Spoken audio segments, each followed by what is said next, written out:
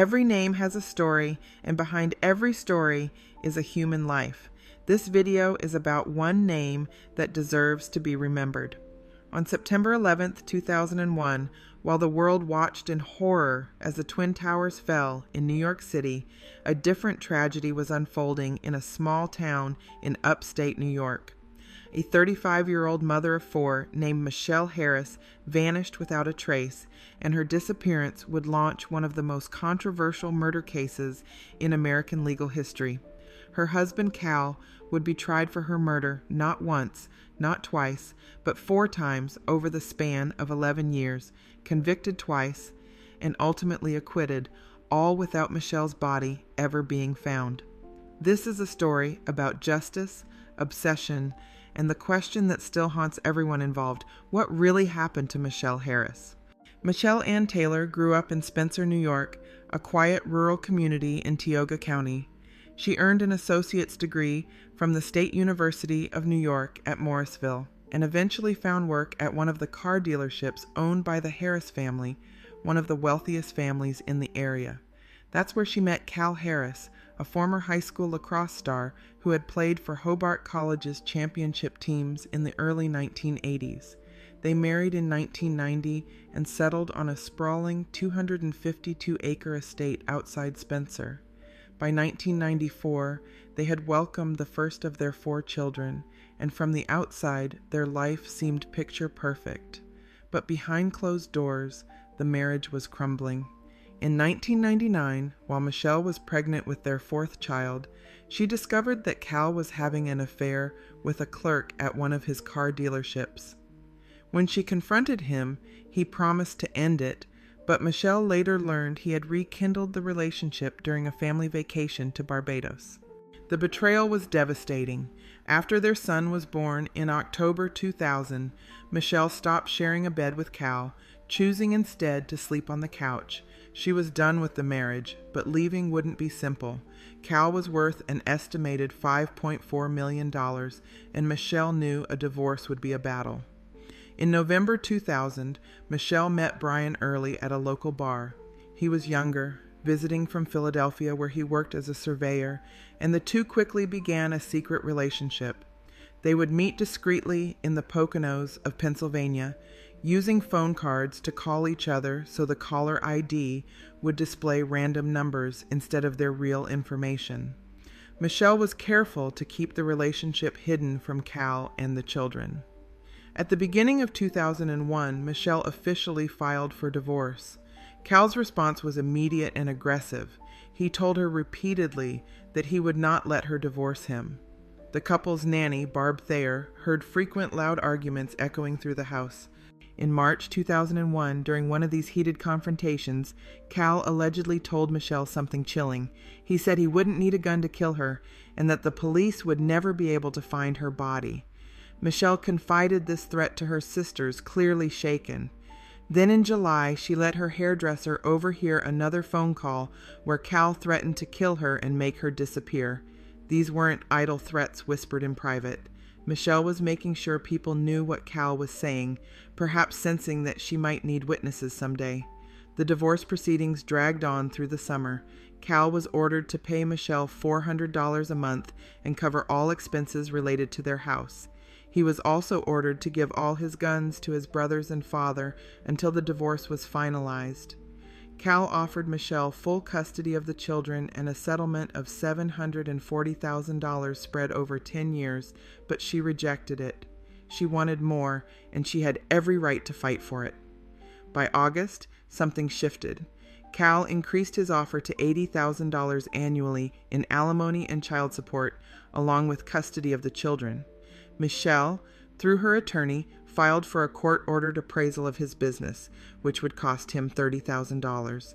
The trial was set for October 22nd. But then, over Labor Day weekend, the nanny noticed that Michele seemed different. She seemed happier, lighter somehow. Michele confided in Barb that she had decided to accept Cal's offer. She hadn't told him yet, but she was ready to move forward. She told Barb, "I'm finally getting my life back. I can't believe how I feel." She was scheduled to talk to her lawyer on September 12th to finalize everything, Michele had other plans for that week, too. She told Cal she was taking a trip to New York City that weekend to visit a college friend. But she told some of her other friends the real reason. She wanted to sell or pawn some of her jewelry, including her engagement ring, to make her half of the down payment on a home she and Brian Early had agreed to buy in Owego, near where the children went to school. She had also run up significant credit card debt and bounced some checks. She needed the money, and she needed it fast. But then September 11th happened, and everything changed. When Barb Thayer arrived at the Harris house that afternoon to babysit the children, Michele had a headache. Travel to New York had been severely restricted after the terrorist attacks that morning, making it unlikely she'd be able to make her trip that weekend. Her work uniform hadn't dried yet, so she was running late for her shift at Lefty's, a restaurant in nearby Waverly where she worked as a waitress. Michele worked until 9 that night when the restaurant closed. Afterwards, she stayed in the parking lot with Michael Casper, the restaurant's manager, and someone she'd had a brief relationship with earlier in the year.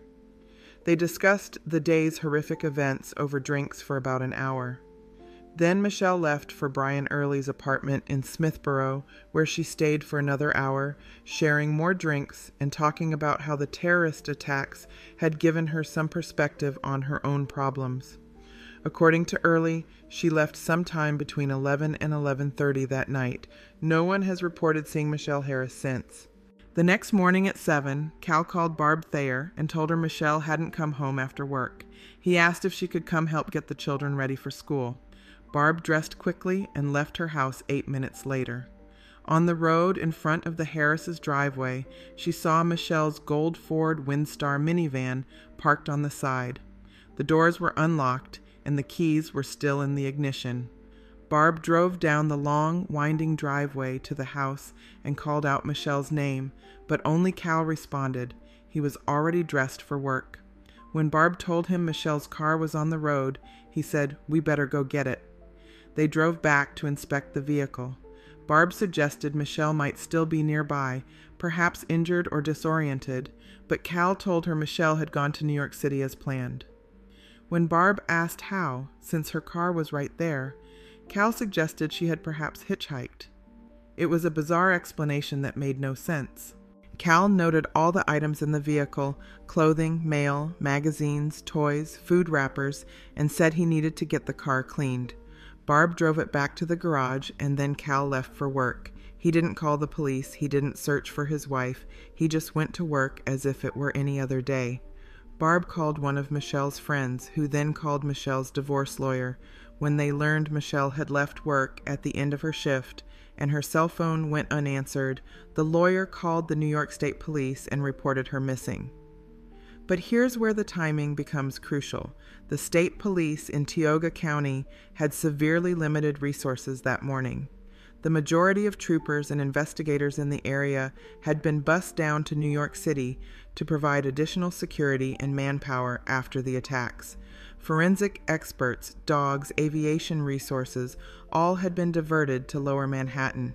The investigation into Michele's disappearance was hampered from the very beginning. 2 investigators went to see Cal at his dealership at 9:40 that morning. Cal told them Michele had never failed to return home after her evening shifts at Lefty's. He gave them written permission to search his property, then return to work. He told them if they needed to take the minivan, they could, but he wanted it back so he could have the oil changed, something he said Michele always neglected to do. He also suggested Michele might have been using cocaine with people she knew in Waverly, and that investigators should pump the shit out of them. Police searched the Harris property with helicopters and dogs, including divers and sonar in both the small pond near the driveway and the 29-acre Empire Lake that bordered the property. In Waverly, they interviewed staff at Lefty's and talked to Michael Casper and his friend, who Michele had shared drinks with in the parking lot. They also spoke with Brian Early, who allowed police to search both his apartment and his family's hunting cabin in Pennsylvania. All 3 men passed lie detector tests and were cleared as suspects. That left Cal Harris himself. 3 days after Michele disappeared, a state police forensics investigator named Joseph Anderson entered the house's open garage and saw what appeared to be red blood spatter on the wall. There was more on the doorway to the house. This discovery was used to obtain a search warrant, and further investigation found similar stains in the foyer and the kitchen near the garage. A presumptive test confirmed the substance was human blood. Anderson believed there was also evidence that additional blood had been present, but had been cleaned up. The police now considered the house a crime scene. DNA testing later narrowed down the blood to coming from either Michele or a member of her immediate family, like a child or sibling. Anderson testified that while the blood had been dry when he found it, it was still reddish in color, suggesting it had been deposited recently. There were what he described as hundreds of stains, some of which appeared to have been diluted, supporting his theory of a cleanup attempt. The same day the blood was discovered, Cal and members of Michele's family gathered for dinner in Cooperstown. 2 of Michele's sisters confronted him about the threat he had made in March to kill Michele and dispose of her body so it would never be found. They also brought up a 1996 incident where Michele had called from a closet where she was hiding as Cal repeatedly cocked a shotgun outside. Cal initially denied both incidents, but eventually admitted to the threat, claiming he hadn't been serious. The sisters later testified that the conversation was extremely uncomfortable for him, and his demeanor suggested guilt. When Cal returned to Spencer, investigators asked him about the bloodstains. He was initially unable to explain them, but later said Michele had cut herself in the garage the month before. An employee of the dealership testified that Cal had asked him to wash his truck, inside and out, when he came into work on September 12th. That detail, combined with the blood evidence and Cal's seemingly unconcerned behavior in the aftermath of Michele's disappearance, painted a damning picture. In the weeks after Michele vanished, Cal's behavior struck many people as strange. He talked about having a garage sale to sell Michele's clothes and other possessions, offering to split the proceeds with Barb Thayer. On what would have been Michele's 35th birthday, he began more openly dating a woman he had been seeing for most of the year. He told her she could spend the night at his house since Michele wouldn't be coming home that night. He gradually took down all the pictures of Michele in the house and at one point told one of the crying children to get over it because she wasn't returning. To Michele's family and friends, this wasn't the behavior of a grieving husband. This was the behavior of a man who knew his wife was never coming back. For the next several years, the case went cold. Local media coverage was limited to annual anniversary stories that mostly reported there was nothing new to report. The police continued to believe Cal had killed Michele and disposed of her body, but they felt they had insufficient evidence for a conviction. They tried discreet investigative techniques, having troopers watch Cal's property using night vision goggles and camouflage to see if he might go anywhere under cover of darkness. They also attached a GPS tracking unit to his truck for 6 months to see if his movements might indicate a possible disposal site. Neither yielded any useful information. Then in 2005, police re-interviewed Jerome Wilczynski, Michele's hairdresser. When they first spoke to him shortly after Michele disappeared, he hadn't told them about the threats Cal made over the phone that Michele had let him overhear. 4 years later, he did, with evidence of a second threat. Closer in time to what they believed was a homicide, police felt they could now secure a conviction without the body. On September 30th, 2005, a Tioga County grand jury indicted Cal on 1 count of second-degree murder.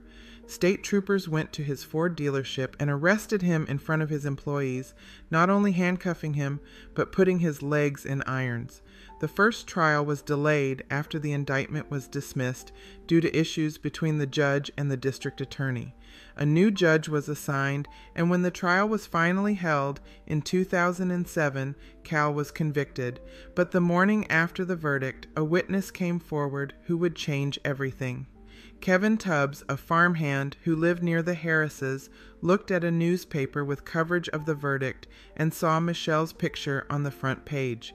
Only then did he recognize her as the woman he had seen on the morning of September 12, 2001.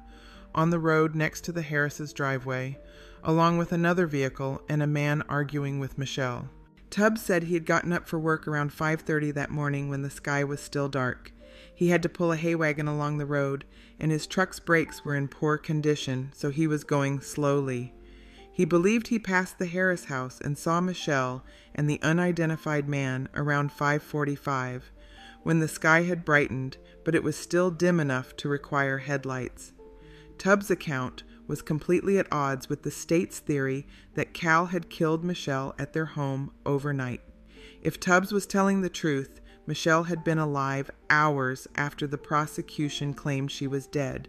The defense included his account in their motion to set aside the verdict, and the court granted it in November 2007. Another man, John Steele, also came forward saying he had driven past the Harrises around the same time and seen a man and woman arguing next to two vehicles. He even heard the man say, "Just get in the damn car." Steele's identity was kept secret because he had been with a woman he was having an affair with at the time, and he feared retaliation if he was identified. Sadly, Steele died in 2008 before he could be cross-examined, so the court ruled his testimony inadmissible hearsay. A second trial was held in August 2009. The prosecution presented largely the same circumstantial case. The defense called both Cal and Kevin Tubbs to the stand. To corroborate Tubbs, the defense put on his parents, both of whom confirmed he had gotten up at that time that day to drive that route. On cross-examination, prosecutors questioned Tubbs closely, arguing it was too dim for him to have seen Michele well enough to recognize her picture in the newspaper 4 years later. They also brought up a 2006 incident where state police had arrested Tubbs after he was unable to pay for his purchase at a gas station, which led to him suing the state for false arrest and excessive use of force. The prosecution alleged Tubbs had been motivated to embellish or fabricate his testimony to retaliate against the state police. Tubbs became very angry and belligerent in response. Once again, the jury took more than a day to deliberate, but it returned with a conviction. In October 2009, Cal was sentenced to 25 years to life in prison. Cal appealed the conviction to the state's appellate court. In 2011, a divided panel upheld the conviction, but one justice strongly dissented, arguing the evidence was insufficient and the trial had been procedurally flawed. Cal then appealed to New York's highest court, the Court of Appeals. In October 2012, exactly 11 years after Michele's disappearance, the court reversed the conviction. While most judges agreed the verdict had been factually sufficient, all 7 unanimously agreed that the denial of a challenge to a potentially biased juror and flawed jury instructions were reversible errors. They ordered a new trial. Cal was freed on $500,000 bail pending the third trial. The case was moved to Schoharie County, a similar rural upstate county 125 miles away from Tioga, due to the heavy media coverage. The third trial began in January 2015. The defense had found new evidence to support their argument that state police had focused on Cal to the exclusion of other suspects. They offered their own suspect, Stacy Stewart, a man from Texas who had come to the area to work at a steel plant and had been a regular at Lefty's. Michele's co-workers recalled that Stewart had come to the restaurant frequently and that Michele had once given him a ride. The defense presented testimony from Stewart's former girlfriend, a Texas parole officer, who claimed Stewart had told her he had murdered someone, that he had been involved with the Ku Klux Klan, was the last to see Michele alive, and that he knew how to hide a body. Stewart himself had returned to Texas and could not be located. Kevin Tubbs took the stand again and identified a photograph of Stewart as the man he had seen that morning. He described a parked black or dark blue Chevrolet truck in great detail, consistent with what the defense determined Stewart was driving at the time. The prosecution again questioned how Tubbs could have seen them so well in the pre-dawn light to identify them from photographs many years later. The case went to the jury in May 2015, but the jury was unable to reach a verdict. A mistrial was declared. For the fourth trial in March 2016, Cal chose a bench trial, meaning a judge alone would decide his fate instead of a jury. The judge was more willing to allow the defense to argue that Stewart was the real culprit. Cal's attorneys noted that both Stewart and his friend David Thomason had abruptly left the area and returned to Texas shortly after Michelle's disappearance. Stewart had left in such haste that he never even made the first mortgage payment on the house he had recently bought. The defense was able to search Stewart's former property and found what they called a burn pit in the ground nearby. Excavations uncovered a fragment of a bra strap, swatches of dark blue and beige cloth, a fancy button, and other items the defense alleged were consistent with Michelle's clothing and possessions. They also found Stewart's truck in Texas and discovered bloodstains on the back seat and door panels, as well as some earrings that Cal said were similar to some he had bought Michelle. In May 2016, after a month of hearing witnesses and 10 days of deliberation, the judge returned with a not guilty verdict. Cal Harris was finally free after 11 years of legal battles, 2 convictions, and countless hours in prison. "Finally, some calm in my life," Cal told the media shortly afterwards. But his legal troubles weren't over. 3 weeks after his acquittal, Cal was arrested outside the home of Terry Schultz, one of the state police investigators in his case, on stalking charges.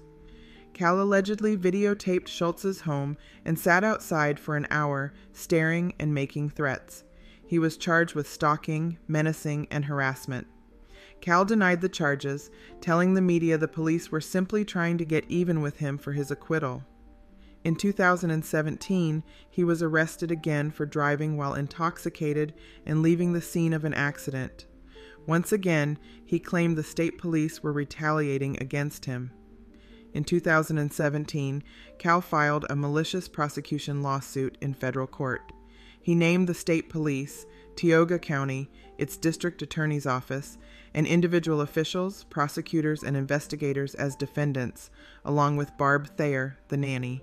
The suit claimed the defendants were negligent or malfeasant, failing to pursue leads that could have identified other suspects and altering evidence to incriminate Cal. He sought both compensatory and punitive damages.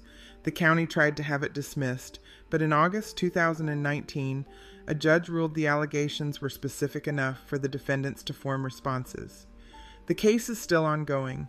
Cal has established a website restating many of his allegations and promoting it from his social media accounts. He remains convinced he was framed, and his defense investigator has written a book arguing the same.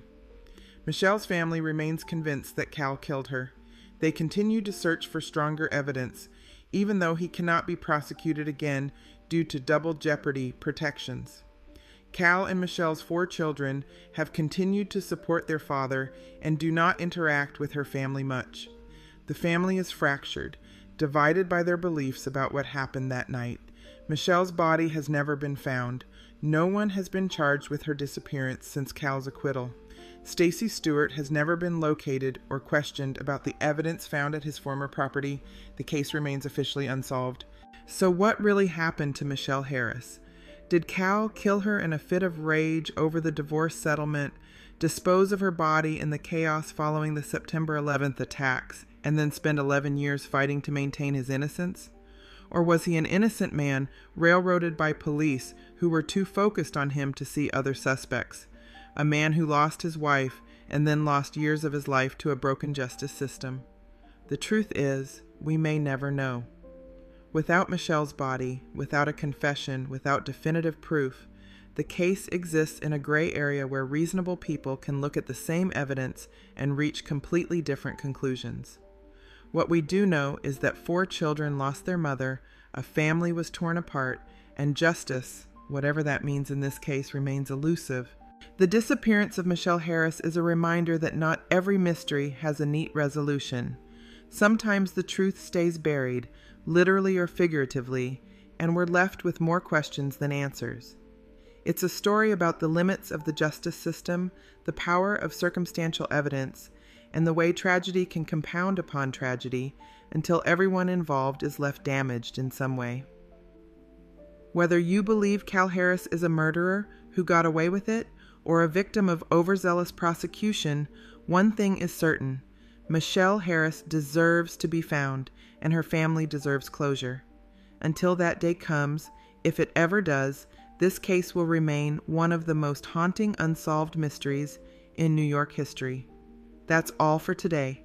Don't forget to subscribe and be kind to each other.